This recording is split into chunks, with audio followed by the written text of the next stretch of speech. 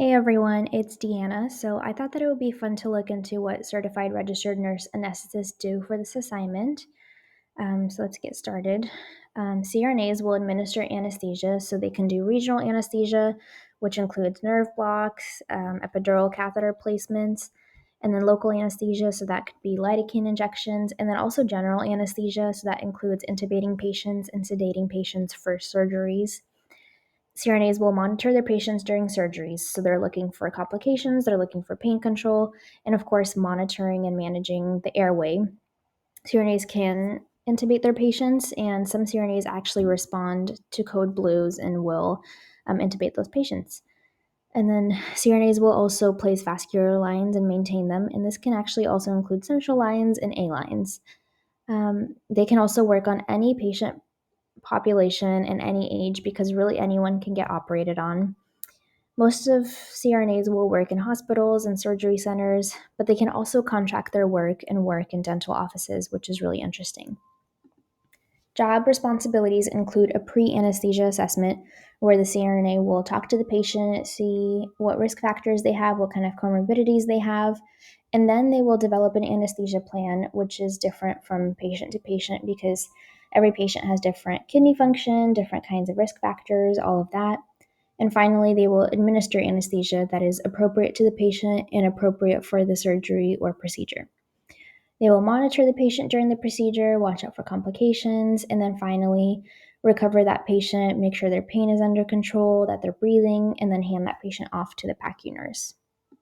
As far as what is required, of course, to become a CRNA, you need to go to CRNA school. So, CRNA schools require you to have your BSN, you need to have an active RN license, and you need to have ICU experience. Gonzaga does require 2 years of experience, and then a certification in critical care is very beneficial, and some schools even require it. And then you also need to have your ACLS and PALS before the first day of class. So once you're done with CRNA school, you will have obtained your doctors of nursing practice, and this actually includes 3,000 clinical hours that you did in CRNA school. You will pass the boards and then you will obtain your advanced practice license. And then after that, you can start applying to become a CRNA.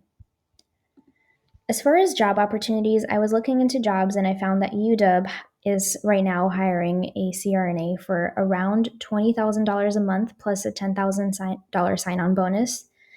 They didn't mention anything about experience, but they do require an advanced practice license, ACLS, PALS, and then also for the CRNA to have prescriptive authority because this job does allow the CRNA to function independently and really kind of be autonomous. Benefits include the classic medical, dental, and retirement plans with 100% match. I don't know what the limit on that is.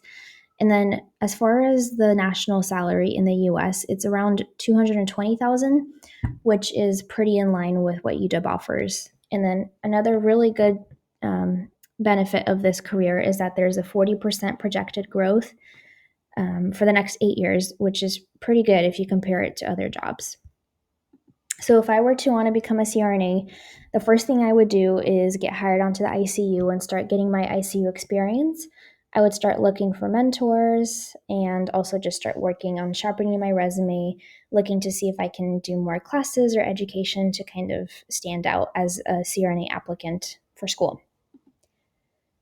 Next, I would want to get my CCRN, which makes you a competitive applicant to schools, of course, and then apply and hopefully begin CRNA school. And then, side note, just obtain a PALS, which is required prior to CRNA school.